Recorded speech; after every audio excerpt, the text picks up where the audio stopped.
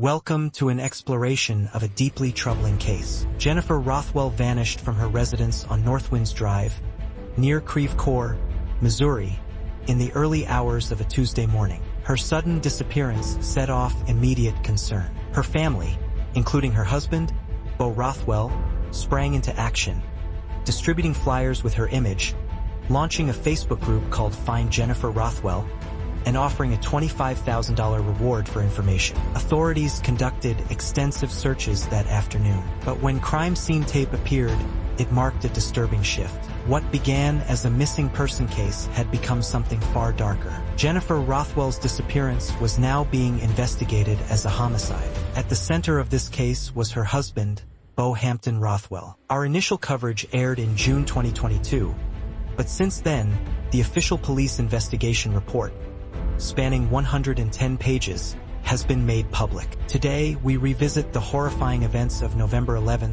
2019, and examine the new evidence that led investigators to the truth. To fully understand the tragedy, we must go back to Jennifer's life in the fall of 2019, a time that should have been filled with optimism and joy. At just 28 years old, Jennifer was thriving in her career as a process engineer for DuPont in Chesterfield and was poised for promotion. Her husband Beau, then 31, also worked as a chemical engineer for Avatec. The couple had been together for nearly a decade, recently purchased a 2,300 square foot home, and were eagerly anticipating the birth of their first child. Outwardly, everything seemed perfect, but behind closed doors, things were unraveling. Jennifer Rothwell was born on November 20, 1990, in Overland Park, Kansas. She was raised in Kansas City, Missouri, graduated from Park Hill High School, and earned a chemical engineering degree from the University of Missouri at Columbia. Friends described her as outgoing, witty, and social.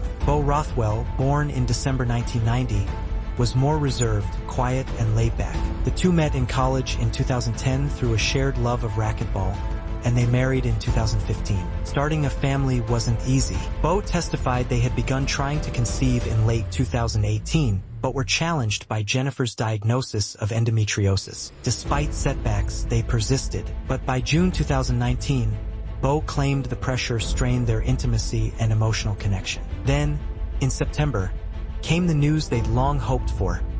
Jennifer was pregnant. Overjoyed, they started preparing for their future as parents. But Jennifer sensed something was off. She even searched online for advice on how to cope with a husband who seemed upset about her pregnancy. Tragically, she wouldn't get the chance to resolve those concerns. On Tuesday, November 12, 2019, Jennifer was reported missing. According to Beau, she had left home at 6:20 a.m. for work but never arrived. A mutual friend found her Hyundai Sonata abandoned with her phone still inside. Police located the vehicle, but her purse was missing. Beau said he'd begun searching for her after her co-workers expressed concern. That night, he called police to report her missing. Beau Rothwell's early statements raised red flags. When questioned by officers, he avoided addressing any marital issues and seemed unusually detached. Though he agreed to an initial interview, he refused to give a written statement without legal counsel, even when assured he wasn't the suspect. Suspicion intensified when he denied consent for searches of his home, vehicle, or phone. But investigators turned their attention to a trash bin outside the Rothwell home. Inside, they discovered rubber gloves, cleaning supplies, and a receipt showing the items were purchased the day before Jennifer was reported missing. Police returned the next evening, November 13th, with a search warrant. Beau was taken into custody. Inside the home, they found evidence of a cleanup attempt: wet carpet soaked in bleach and significant blood stains beneath. The case was officially upgraded to a homicide. Beau was initially charged with tampering with evidence. Surveillance footage showed him purchasing cleaning products the night before Jennifer's disappearance. Prosecutors alleged he used them to destroy or hide physical evidence. As the investigation progressed, the motive came into focus. Beau had been having an extramarital affair. Police uncovered a list in his work notebook comparing his lover to his wife. Under pros, he wrote about better sex life, more respect, and a fresh start. Under cons, he noted potential financial loss, family disappointment, and issues with his girlfriend's child. It was a chilling insight into his state of mind. Forensic analysis of his phone activity led police to his mistress, a 31-year-old woman who had been romantically involved with Beau for 6 months. She told investigators she met Beau at a wedding in May 2019.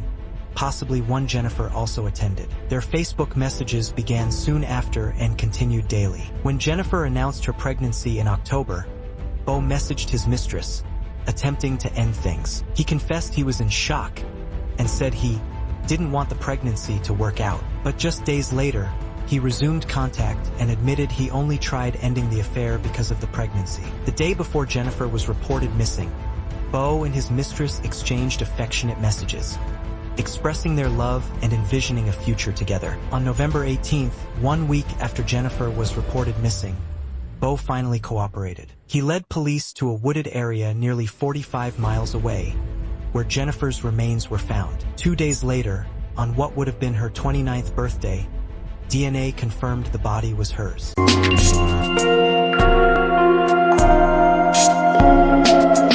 With Jennifer's body recovered and overwhelming forensic evidence in hand, Beau Rothwell was charged with first-degree murder. Blood matching Jennifer's DNA was found in the home, despite Beau's bleach cleanup. Surveillance confirmed the timeline of him purchasing cleaning supplies. The list weighing his wife against his mistress provided a chilling motive. Court document de Télède Beau's confession. He admitted to arguing with Jennifer after revealing the affair. When she demanded to know the other woman's name, he refused. He claimed Jennifer made a hurtful remark, accusing him of not being the father of her unborn child. Though a paternity test later disproved this, Beau said her words triggered a blind rage. He retrieved a mallet and struck her on the back of the head. She fell down the stairs and he followed, striking her again. Beau said he hadn't intended to kill her, but his actions afterward painted a different story. He stripped Jennifer's body and drove an hour to dispose of her remains in a remote area. Then, he returned home and scrubbed the crime scene with bleach, discarding cleaning supplies in a nearby dumpster. The next morning, when Jennifer's co-workers began calling, he pretended not to know anything and waited until later that night to report her missing. At trial, prosecutors argued the murder was premeditated. They presented Beau as a meticulous man who calculated his wife's death to escape his marriage and begin a new life. The defense countered that the killing was a crime of passion, not premeditated, and pushed for a lesser charge of voluntary manslaughter. Jurors deliberated just over 3 hours before returning a verdict: guilty of first-degree murder. The mandatory sentence was life in prison without the possibility of parole. Jennifer's family was present in court. Her mother, Robin von Hausen, delivered a tearful video statement, describing Jennifer as a bright light extinguished far too soon. During sentencing, Beau apologized to her family, saying the events should never have happened. Jennifer Rothwell's story is one of betrayal, heartbreak, and stolen potential. A promising young woman, excited to become a mother, trusted the man she married, only to be deceived, abandoned, and murdered. Beau Rothwell's selfish desire for a fresh start ended not with freedom but with a life sentence. The cost of his deceit was Jennifer's life, and a future that can never be reclaimed.